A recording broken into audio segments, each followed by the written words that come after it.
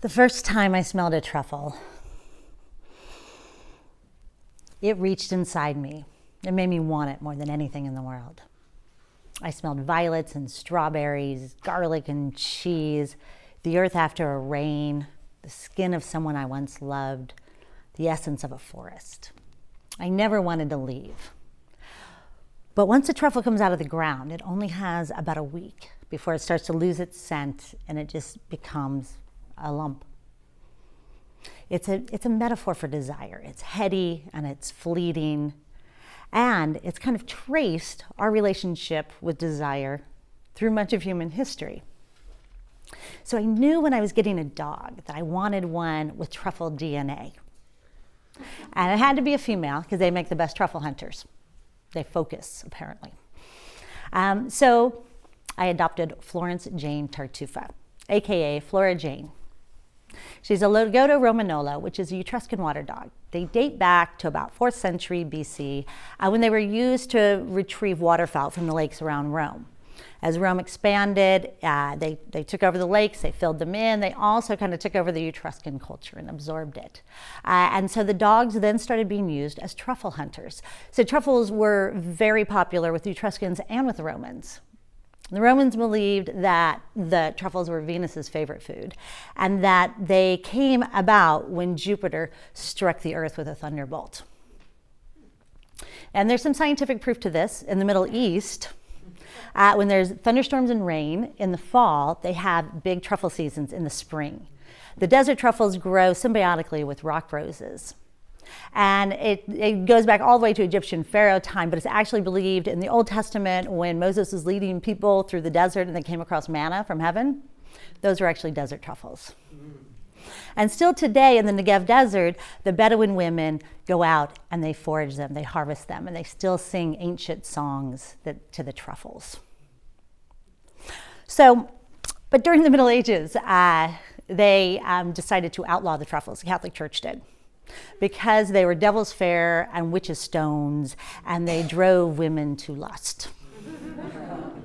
And there's some scientific evidence for this as well, because one of the compounds in the truffle is actually found in the testes of the wild boar, male wild boar, and his saliva glands, and in the sweat of human males. They also, in the Middle Ages, deforested much of Europe. So truffles virtually disappeared. And this deforestation, people now believe, actually contributed to the Black Plague. But the Black Plague contributed to the Renaissance. And as they brought the arts back, they also brought the culinary arts back, and they found this Roman cookbook by Apicius that referred to truffles as the daughters of the earth and of the air. And they became popular again all through Europe and then through the world. Right now, they're being cultivated on every continent except Antarctica. So Flora Jane apparently came from Kennel di Cavalli in Italy. Well, she didn't. Her grandmother did. She has DNA, truffle hunting championship, in her DNA. I have no way of knowing if this is true or not. That's what I was told. But right when I got her, I started training her. So I would infuse Q-tips with truffle oil, and then I put her, and truffle oil is mostly bullshit, but it's what I had. So basically, I was training her to hunt truffle fries, but it's what I had at the time. So I would infuse those, and then I had a little jacket, so she knew she was working, and I would hide them around the house. I'd put her little jacket on her, and then she'd run around, she'd find them, she'd get a treat. Sometimes my cats beat her to the truffles at first. But eventually we started going into the woods. And I would tie her off, I'd dig a hole and I'd hide them, I'd mark my spots, and the truffle scent kind of wafts up from the ground, and nothing in nature moves in a line. It would move like kind of a river delta throughout sort of the woods. And so I'd let Flora Jane, I'd put her in her jacket, I'd say, go, and she'd chase the scent. She'd zigzag, she'd go around a tree, she'd dig them up, and I'd cheer, and I'd give her a treat. So this was all going really well until Flora Jane went into heat. She went into heat pretty early. It was kind of a shock to me, and it was just this, you could smell it, you could feel it. Everything in the neighborhood changed. I couldn't take her to the woods because I didn't want her raped by a coyote. I would take her, put her on a little short leash, and take her to the park. And all of a sudden, dogs would just start appearing. Curly Dog down the dog. He's an intact husky. He's a good-looking dog. Flora Jane loved him. He had nothing to do with her until she went into heat. And then he would just pop up all the time. That'd be Curly. And I'd have to grab her and like throw her in a grocery cart to get her away from him. And I said to her, I remember what it was like when I grew boobs. It was a lot like this. There is this, like, at the park, there's this little gang of kind of Chihuahua Terrier mixes. And they were a little standoffish until Flora Jane went into heat, and she'd flop on her back, and they turned into this, like, orgiastic shiver. And they'd be all over, pleasuring her genitals. And you're kind of like, I'm not prepared for this. I don't know what to do here. Buster, he was an elderly dog. And it always took him a long time to go to the bathroom, and Flora Jane would normally run up and harass him and jump on him and try to have fun with him, and he wanted nothing to do with her until she was in heat. And then he would just limp after her across the park full speed. One day his owner, who's also elderly, said, it's kind of like Flora Jane's a cheerleader in high school, and Buster is the star quarterback. I was like, yeah, Buster's not the star quarterback. Buster's Ralph the maintenance man. I went to St. Teresa's Academy. We didn't have cheerleaders or star quarterbacks. It was an all-girls Catholic high school. But we did go to the roof to smoke cigarettes, and we weren't allowed to do that.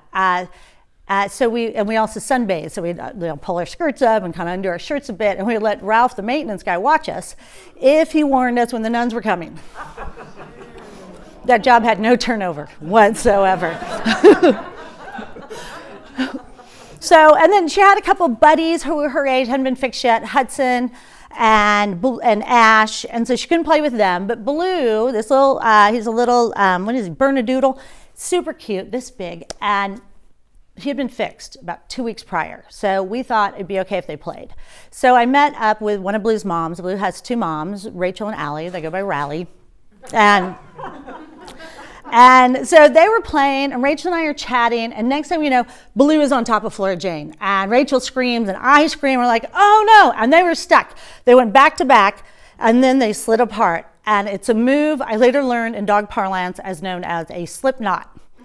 And I was remembering as I'm watching this that I had a friend who got pregnant with her third child after her husband had been fixed, because it takes a while to get all the live ones out of there. So I tell Rachel this, and she's like, why didn't you tell me? And I said, I forgot until right now. So then, I take Flora Jane home, and of course I research it, and yes, she can get pregnant from a slip knot if Blue's only been fixed for 2 weeks. And Rachel texts me. She says, Blue is not ready to be a dad yet. We'd be happy to pay for half the abortion. Then Allie texts me, we are happy to support, we will support you and Flora Jane in whatever you decide. I was like, I have not felt like this since I peed on a stick when I was 20 years old. So, all right. So, and they would have had really cute puppies. And I had this moment of like, oh, the little puppies in the house. But then I thought about Flora Jane. I mean, she was only 7 months old, and she wouldn't get to go hunt truffles, and she wouldn't get to go play with her friends in the park. She'd just be pregnant and having puppies. And I thought, well, what's in this for her? And because growing up in my family, motherhood was kind of the burden of being a woman. My grandmother had 9 children. I think most of them against her will, probably all of them. She told me she went to teacher school for 2 years. They were the happiest 2 years of her life. And then she got pregnant with my mom. She wasn't married. And this is in a small town in Minnesota, very small town, where everybody would do their laundry first thing in the morning and hang it out. And if you were the last person to have your laundry out, you were shamed. And everybody could hear people's phone conversations. So here she was pregnant before she was married. And so she quit teacher school. My grandfather joined the military. They got married. After they had my mom, she had a few more kids. She told my grandfather it was really hard. She was losing her mind. They had more kids. They kept having children until they had 9.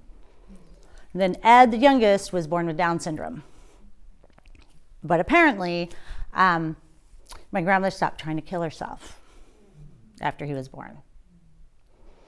And then I took a DNA test a couple of years ago, and I learned that the man I thought was my grandfather is not my biological grandfather. I don't know if my grandmother was raped. I don't know if it was consensual. All I know is I just can't imagine the amount of sex shame. I mean, when I was growing up, I was in 6th grade at St. Elizabeth's, and we were taught that women don't have desire, they have restraint. Men have desire. And then they showed us little feet of aborted fetuses.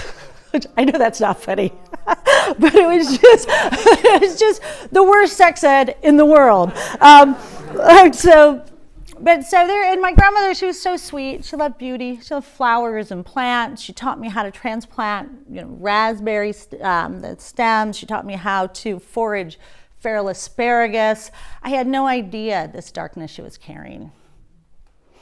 And my mom was basically baked in shame. And I was an egg inside of my mom. I was poached in shame. My dog doesn't feel shame. She's pure joy and appetite. She eats poo. I've tried to shame her out of that. She cannot be shamed. And, and I was watching her. She was humping her little stuffed animals, in the living room. Just like, what if all women got to experience their desire like this?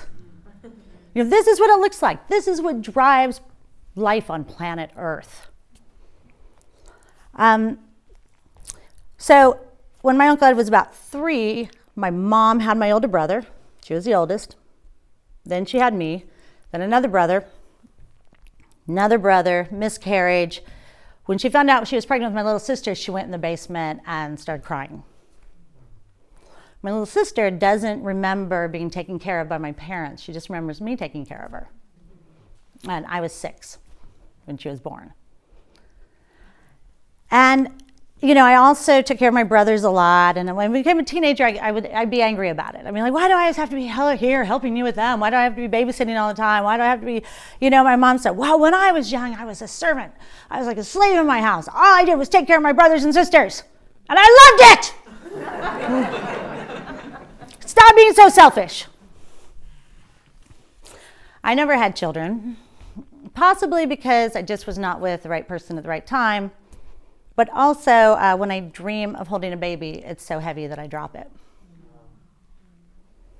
The Pope recently came out, and he said that people should stop adopting pets instead of having children. It's selfish, and it diminishes our humanity. I talked this over with my cats Ariel and Spike, my dog Flora Jane, and my native oyster garden, collectively named Billy. And we have all agreed to disagree with the Pope.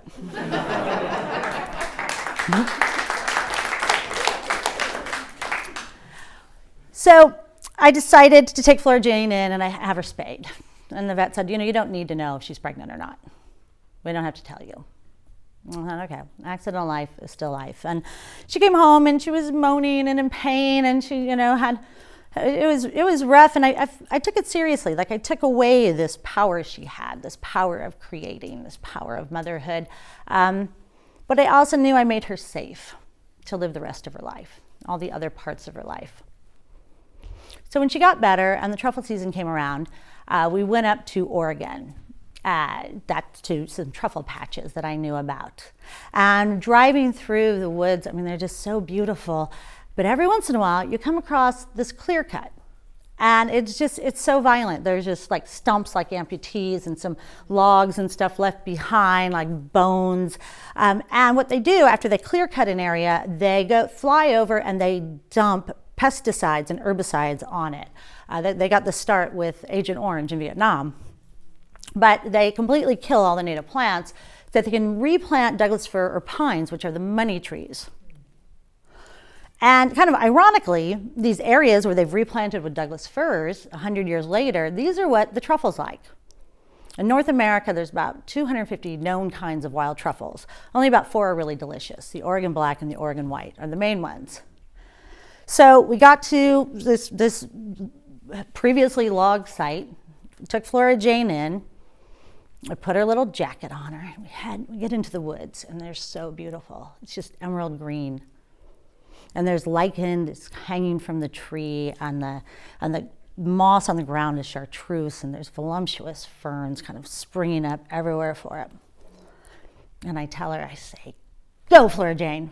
And she puts her nose to the ground and she just starts running through the forest. And every once in a while she'd catch the scent and her head would snap and she'd run over and I'd chase behind her. And as she'd start to dig, I'd drop to my knees and I'd push stuff out of her way. And there it was.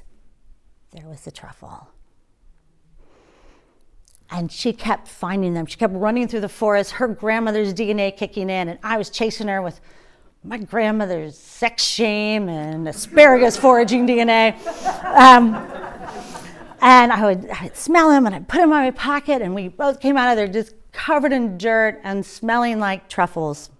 And as every cell was alive and every hair was standing up, and I'm sure my nipples were probably hard.